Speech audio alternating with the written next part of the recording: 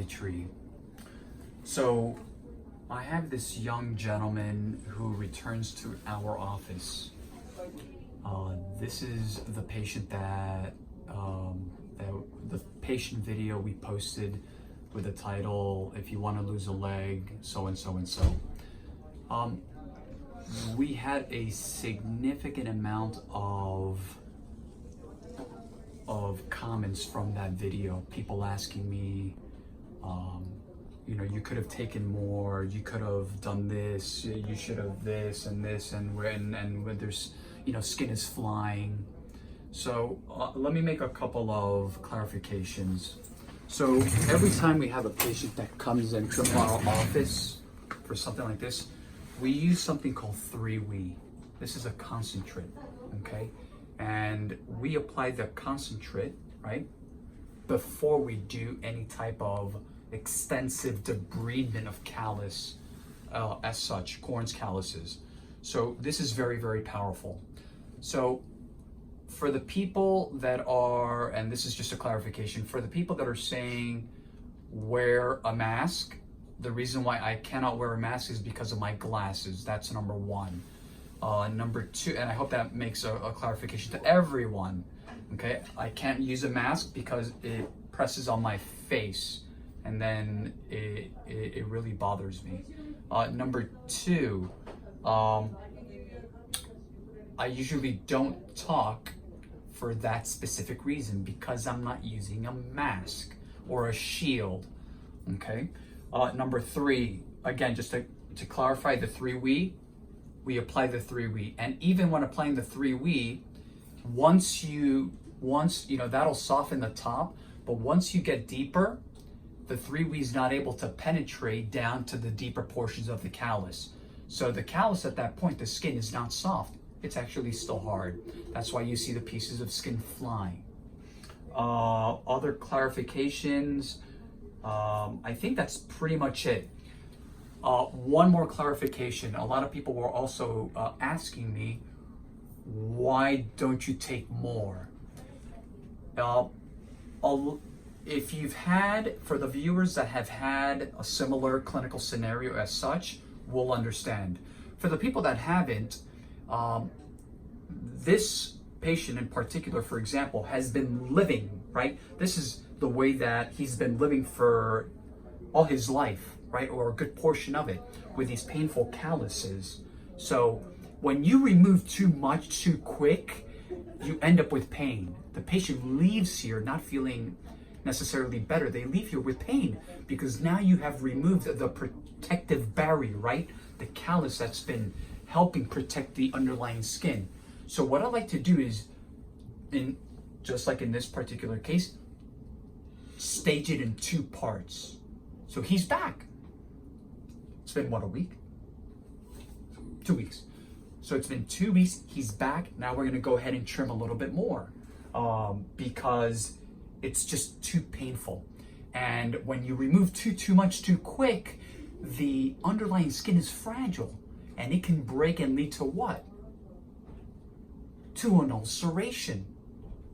That's a big problem. So I hope I've answered a lot of the questions that people have been, you know, asking. So again, just so that everyone sees, let's have you, there you go. You know, we'll take a little bit more from here. And you see, even with, you know, soaking, you can already tell that the skin and the callus still, quote unquote, like everyone is saying, is flying everywhere. But we have to be very, very careful. It's easy for people to look at these videos and you know, make recommendations. I respect that, but at the same time, everyone needs to understand that there's a protocol that we follow, right? There's a protocol. I want you to get really close in there. You know, so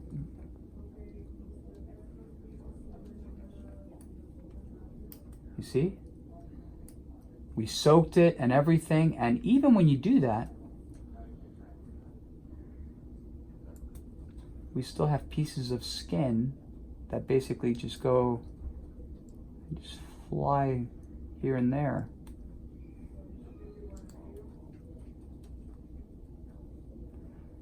right? So we won't take too much more off there. Maybe a little bit here. And this will help the patient, but if you've never been in this scenario, I hope you never do. It could be very, very uncomfortable. Yes or no? Let's go to this one here.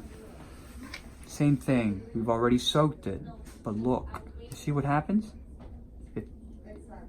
Even using the 3-week concentrate,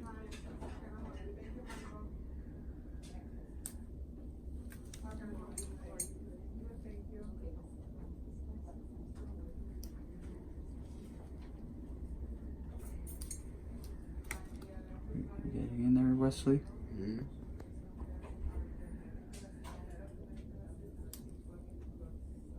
You okay, bud?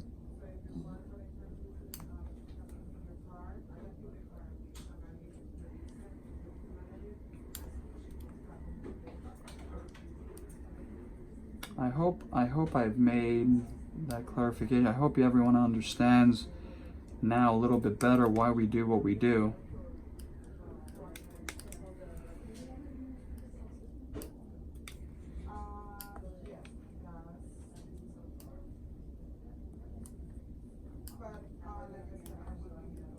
Patient presented today, still complaining, and I'll show you guys that second toe.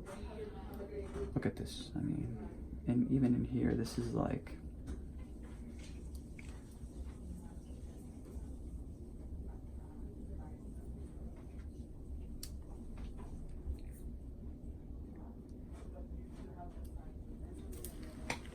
we'll leave it like that. This is what really worries me. We already spoke about it last time. He's got this mallet toe, and this is he's walking on the toe, on the tip of the toe, and he's telling me that he's got all this pain here, right? And I mean, he's probably just trying to completely, totally avoid this area of the toe. And it's causing pain in other areas. He's compensating. So even here, we got to be really, really careful, because this could break down and